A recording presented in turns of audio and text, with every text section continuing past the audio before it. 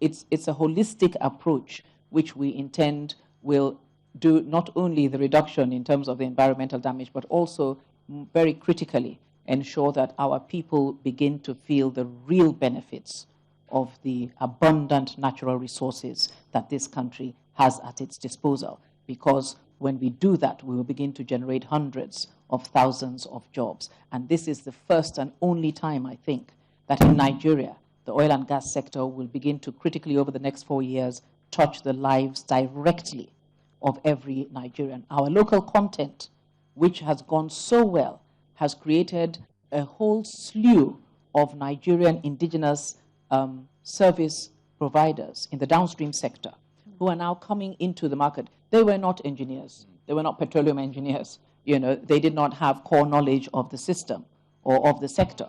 But they have found so many opportunities now within the sector because we signed that act. And Nigerians are beginning to be given first refusal, you know, in quite a few aspects in the downstream service sector. So you go to the OTC now in Houston, and every year, I couldn't go this year because of WEF, but every year that I have gone, I have been amazed at the increased quantum of Nigerians who are, displaying in exhibition stands actual units or parts that they are fabricating in Nigeria, in country, for this industry. This was never the case before the last 4 years. And it means that the amount of foreign direct investment, you know, that we are getting and that is being held in this country is amazing now.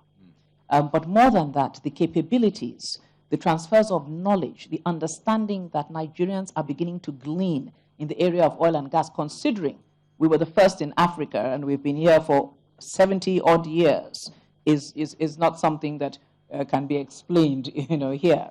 When you hear those who are involved in Nigerian content speaking, you begin to understand how it has touched lives. And that, I think, is the only way to go in emerging economies with abundant natural resources. It must touch the lives of the people. Sorry, I'm just going to take a couple more questions and then come back to your... But while we wait for that, you wanted to add? I was going to ask Wale, the whole issue of capacity building skills in that industry.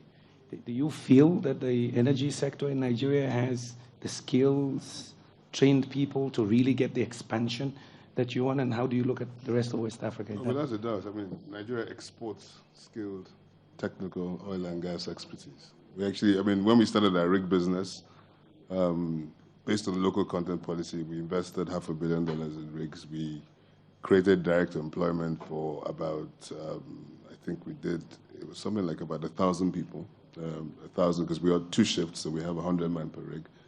The first employees we had, we simply hired the HR manager of a multinational, and we said, look for every single Nigerian in the rig business you can find in the world, and poach them. Tell them we'll pay them exactly what they're earning, but this time around they work in Nigeria, and there will be a Nigerian flag on the rig, you know, part of the policy. And we got, they all came back. So that's not a challenge. And what we do also as well too is that we run a very we run a graduate trainee program where we actually bring on new graduates. We get 40,000 employees a year and probably take 100 and we train them.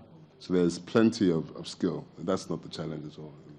We have a couple of questions here. This young lady actually, here. That's a perfect introduction to the question that I wanted to ask. My name is Dr. Ola, and my company provides medical services to the oil and gas industry, amongst others.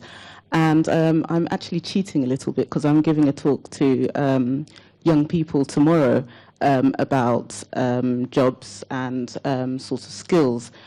So my question to the panel is really what I know every single young person in the room will be asking me tomorrow, which is what skills are the most valuable for jobs in the oil and gas industry? What skills are you looking for in young people under 30 for employment? And also, are there any sort of small-scale businesses that can be funded by angel investors or small private equity firms that young people can get into, which add value along the oil and gas value chain, such as product development perhaps, or not even the oil and gas value chain, the energy chain and energy value chain in general? Are there any sort of small businesses that people can get into that will really add value? I know that that's what's everybody's going to be asking me tomorrow. So I put that to the panel. It's a very good question, and I think that there are clearly many people who would like to work in this industry. I sometimes wonder if it's because they have innovative ideas and solutions that they want to provide, or it's because they know that there's a lot of money to be made. I don't know. But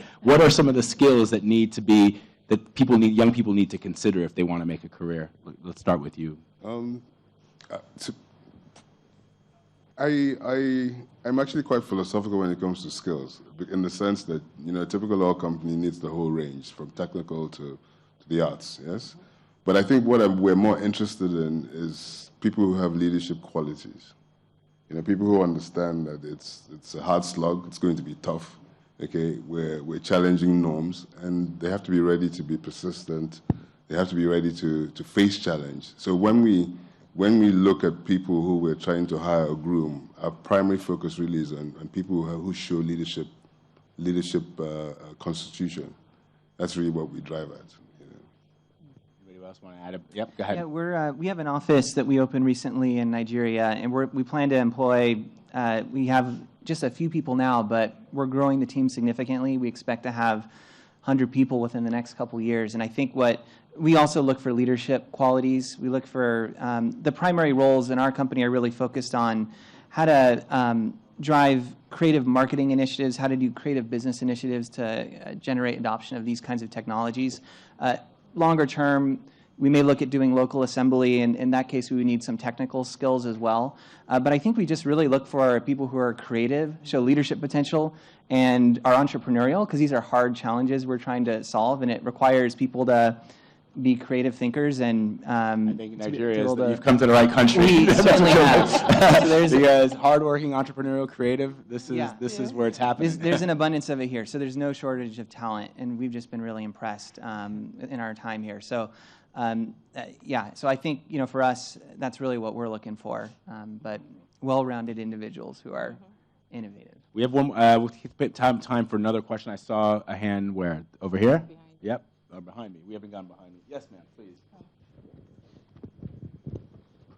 Hello, my name is Patrick Otwine. I work for Business and Media.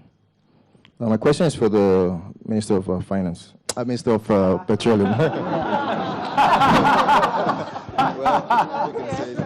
they make all the money, so. Thank you. So, two quick questions. How does the pricing of gas affect the ability to roll out gas infrastructure in Nigeria? And what will it take to get gas to the northern part of this country? Because there's really no gas pipelines to Kano, Kaduna. The second question, I'll have to put you on the spot. That's two questions. Two questions. That's two questions. Look, this is really important. The ConocoPhillips deal, the Oando ConocoPhillips deal has been held up for about 5-6 months now. And we hear it's the consent of the minister that's holding the deal up. When can we get closure on the deal if it's just the consent? Obviously. And since we want to build local champions like Oando. Thank you. Okay, let me quickly start from the ConocoPhillips deal. Because I don't want to get into detail. That deal is going through the Department of Petroleum Resources, and once it is processed, it is put in front of the minister. I think the normal excuse in all ministries is that papers are on the table of the minister. You get to the minister, and the papers are not on the table of the minister. But it's the easiest thing to say. So it is passing through the Department of Petroleum Resources because it cannot actually be worked on by the minister until it has gone through that due process. But I am looking into it as we speak.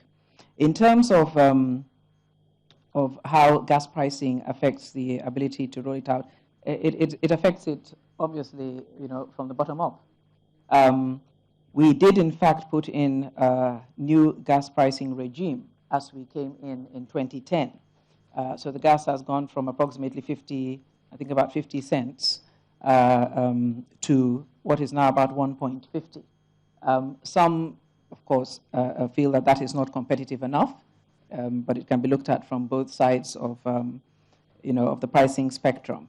We're still looking at it, but that's where it is at this point in time, and we're still trying to ensure that our gas prices are competitive enough to bring in the right investment. And this is on the DOM